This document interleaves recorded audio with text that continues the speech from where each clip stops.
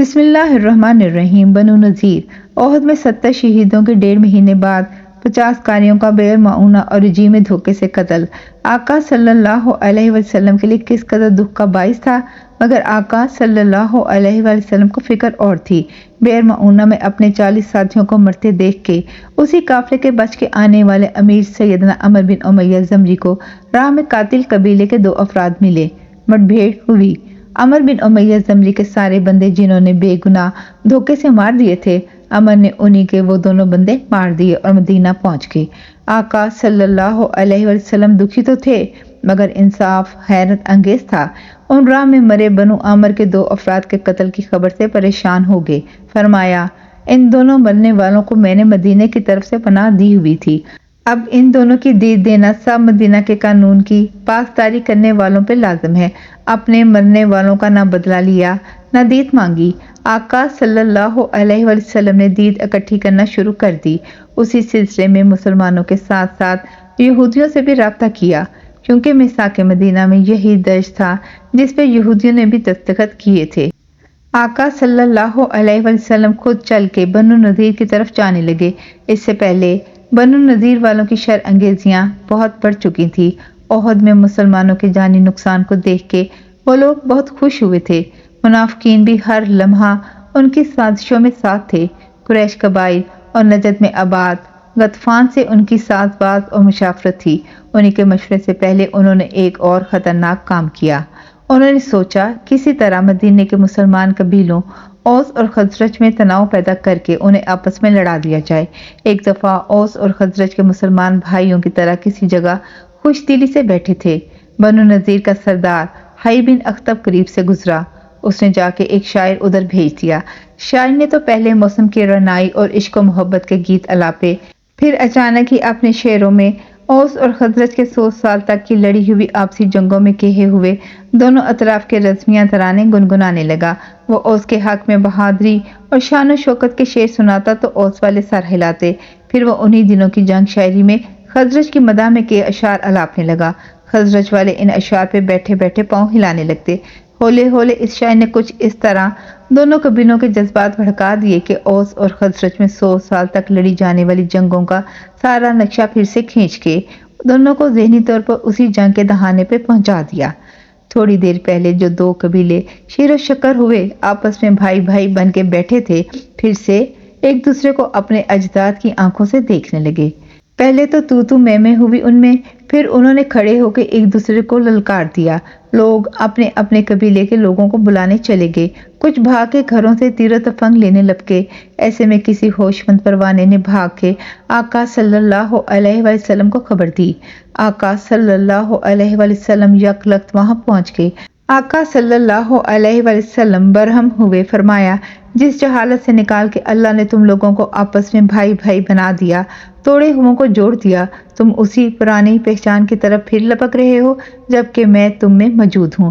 یک لخت جیسے جلتے ہوئے الاؤ پہ پانی کی برسات ہو جائے۔ لوگوں کو اپنے پاگل پن کا احساس ہو گیا۔ وہ پھر پلٹ آئے، آپس میں گلے ملے، بہت روئے۔ آقا صلی اللہ علیہ وسلم سے معافی کے طلبگار ہوئے۔ بنو نذیر یہودی قبیلے کے سردار کا بھیجا ہوا شاعر چپکے سے وہاں سے کھسک گیا۔ آقا صلی اللہ علیہ وسلم نے اس شاعر کو سزا نہیں دی۔ اس دن آقا صلی اللہ علیہ وسلم بے گناہ کاریوں کے قاتلوں کے قبیلے کے 2 افراد کے قتل کی دیت میں یہودیوں کا حصہ لینے خود بنو نذیر کی طرف چل دیے۔ پہلے تو یہودیوں نے کہا، آپ 30 لوگ لے کر آئیں، ہمارے بھی 30 لوگ بات کریں گے۔ آقا صلی اللہ علیہ وسلم نے مان لیا۔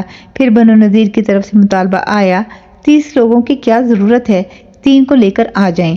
آقا صلی اللہ علیہ وسلم سیدنا ابو بکر، سیدنا عمر اور ایک تیسرے ساتھی کو لے کر ان کے قلعوں میں پہنچ گئے۔ ان کے بہت مضبوط قلعے تھے، پکے اونچے مکان۔ ان کا سردار حی بن اخطب تمام یہودی قبائل میں سے آقا صلی اللہ علیہ وسلم کا سب سے کینہ پرور دشمن تھا، حالانکہ اپنی کتاب تورات کے حوالے سے اچھی طرح جانتا اور پہچانتا تھا کہ آقا صلی اللہ علیہ وسلم ہی وہی آخری رسول ہیں جن کی طرف ان کی کتاب میں واضح اشارے موجود ہیں، مگر وہ بھی مکہ کے ابو جہل کی طرح اڑیل اور ضدی تھا کہ ماننا نہیں۔ حالانکہ ایک بار اس نے اپنی لاڈلی بیٹی صفیہ، جو بعد میں ام المومنین کے عظیم درجے پہ آئیں، ان کے سامنے اپنے بھائی کو کہا تھا، ہاں وہ وہی ہے، وہی رسول جس کی ہماری کتاب میں نشانیاں لکھی ہیں، مگر میں کبھی نہیں مانوں گا۔ اسی حی بن اخطب نے اپنے لوگوں سے مشاورت کی کہ موقع زبردست ملا ہے، اس طرح تن و تنہا دو ایک لوگوں کے ساتھ آقا صلی اللہ علیہ وسلم ان کے ہتھے لگ گئے ہیں، انہیں ایسے قتل کرتے ہیں کہ دیکھنے میں حادثہ لگے۔ انہوں نے آقا صلی اللہ علیہ وسلم کو اپنے ایک بلند و بالا قلعے کی دیوار کے سائے میں بظاہر احترام سے بٹھایا اور اپنے ایک بدبخت ساتھی عمر بن ججاش بن کعب کو کہا کہ قلعے کی سب سے اونچی چھت سے عین اس جگہ جہاں آقا صلی اللہ علیہ وسلم بیٹھے ہیں ایک بھاری چٹان نما پتھر گرا کے نعوذ باللہ آقا صلی اللہ علیہ وسلم کو قتل کر دے۔ سازش بن گئی۔ انہی کے ایک ساتھی سلام بن مشکم نے منع کیا، کہا ایسا نہ کرو، وہ رسول اللہ صلی اللہ علیہ وسلم ہے، انہیں آسمان والا تمہارے ارادے سے مطلع کر دے گا۔ انہی کے ایک مذہبی لیڈر جو کتاب کا علم رکھتا تھا، کنانہ بن سوریہ نے بھی سلام بن مشکم کی بات کی تائید کی۔ حی بن اخطب کو روکا مگر وہ نہ رکا، اپنے قلعے کی اونچی چھت پہ ایک بھاری پتھر دیکھ کر عمر بن ججاش بن کعب کو چڑھا دیا۔ وہ ایک ایک قدم بھاری پتھر لے کر قلعے کی چھت کی طرف رواں تھا، مگر آسمانوں کی چھت والے اللہ نے آن واحد میں جبرائیل علیہ السلام کو اوپر سے نیچے اتارا۔ جبرائیل امین نے آقا صلی اللہ علیہ وسلم سے کہا چلنے کا وقت ہے۔ سارا بنو نذیر کا بھانڈا پھوڑ دیا۔ آقا صلی اللہ علیہ وسلم ایک دم سے اٹھے اور چلے آئے۔ آ کے بنو نذیر کو پیغام بھیج دیا کہ تم لوگوں نے میرے قتل کا جو منصوبہ بنایا تھا اس کی آسمان سے خبر آ گئی۔ ساری تفصیل سننی ہے تو آ کر سن جاؤ، مگر اب بات برداشت سے باہر ہے، اس لیے 10 دن کی مہلت ہے تمہیں۔ تم لوگوں نے اپنا حلف توڑا ہے، میثاق مدینہ کے مطابق اب تمہاری سزا جو ہے وہ پڑھ لو۔ انہوں نے پیغام سن کے کان نہ دھرے، الٹا دھمکیاں دے دیں۔ انہیں وہم ہو گیا تھا کہ احد، بئر معونہ اور جی کے بعد مسلمانوں میں اب وہ دم خم نہیں رہا۔ پھر انہیں رئیس المنافقین عبداللہ بن ابی سلول، بنو قریظہ، غطفان اور قریش سے مدد کی امید تھی۔ انہوں نے چاروں طرف اپنے بندے دوڑائے، کہیں سے کوئی فوری مدد کو نہ آیا۔ وہ سہم گئے اور ایک دن آقا صلی اللہ علیہ وسلم نے حکم دے دیا ان کا محاصرہ کیا جائے۔ جھنڈا سیدنا علی رضی اللہ تعالیٰ عنہ کو دیا، خود اپنے سپاہیوں کے ساتھ پہنچ گئے۔ ایک ہفتے میں بنو نذیر کی ہوا نکل گئی۔ اگلا ایک ہفتہ وہ گفتگو میں لگے رہے۔ کل 15 دن کے محاصرے کے بعد انہوں نے اپنے آپ کو آقا صلی اللہ علیہ وسلم کے رحم و کرم پہ چھوڑ دیا۔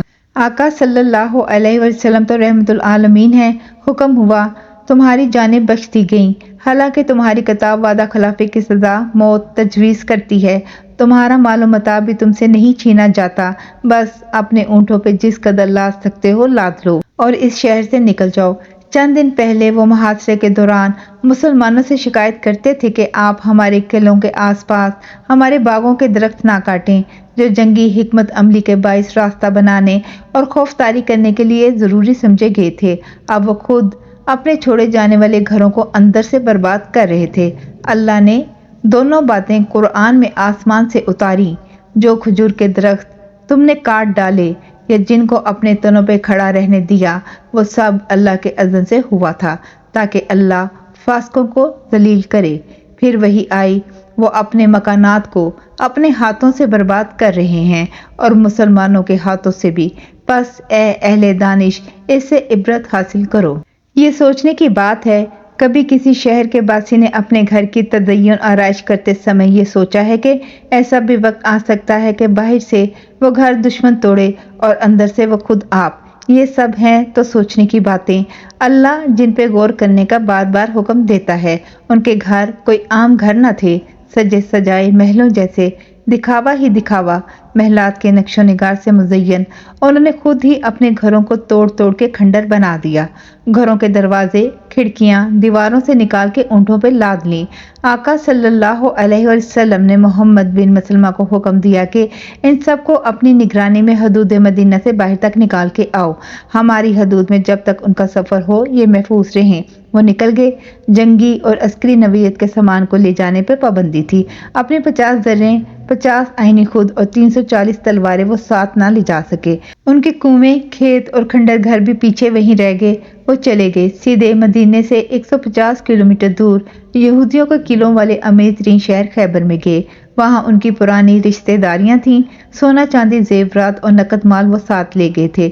تھوڑے ہی دنوں میں معاشی برتری اور نقد مال، سونا اور چاندی کے ڈھیروں اور مسلمانوں کے خلاف اپنی انتہا کی دشمنی کے باعث انہوں نے خیبر کے یہودیوں کو اپنے پیچھے لگا لیا، غطفان کے مشرک قبائل سے ساز باز کی، قریش سے رابطے تیز کر دیے، مدینے میں رہ جانے والے بنو قریظہ کو بھی ہم خیال بنایا، رئیس المنافقین عبداللہ بن ابی سلول کو مسلمانوں کے اندر فتنہ وری کی ذمہ داری دی اور بہت ہی بڑی جنگ کی تیاریوں میں لگ گئے، جو ان کے خیال میں مسلمانوں اور مدینہ کی ریاست کو نیست و نابود کر دے گی۔